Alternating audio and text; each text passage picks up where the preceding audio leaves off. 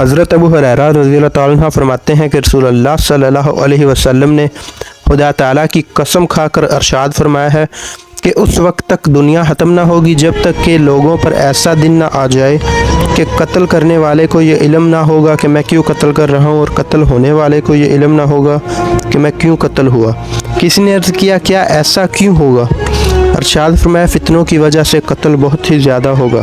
پھر ارشاد فرمایا ان فتنوں میں قتل کرنے والا اور قتل ہونے والا دونوں جہنم میں داخل ہوں گے۔ مسلم شریف۔ آج کل جس قدر قتل و غارت ہو رہے ہیں عموماً ان کی وجہ فتنوں کے سوا کچھ نہیں ہوتی۔ قومی عصیبت اور فرقہ پرستی کے باعث ہزاروں جانیں ختم ہو جاتی ہیں اور قتل کو مقتول کی خبر نہیں ہوتی، نہ مقتول کو قاتل کا پتہ چلتا ہے۔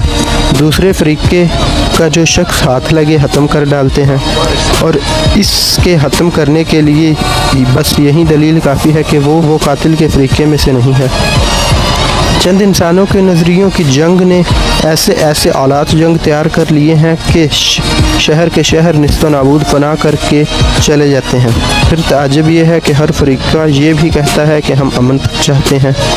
سرور دو عالم صلی اللہ علیہ وسلم نے فریقہ دارانہ قاتل و قتال کے حق میں فرمایا ہے، جس نے ایسے جھنڈے کے نیچے جنگ کی جس کا حق یا باطل ہونے کا علم نہ ہو، اور عصیبت کی ہی خاطر غصہ ہوتا، اور عصیبت ہی کے لیے دعوت دیتا، عصیبت ہی کی مدد کرتا، تو اگر وہ مقتول ہو تو جہالت کی موت قتل ہوا۔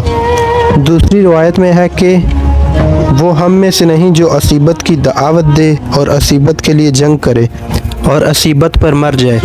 ایک صحابی نے دریافت کیا اے رسول اللہ عصیبت کیا ہے؟ ارشاد فرمایا ظلم پر اپنی قوم کی مدد کرنا۔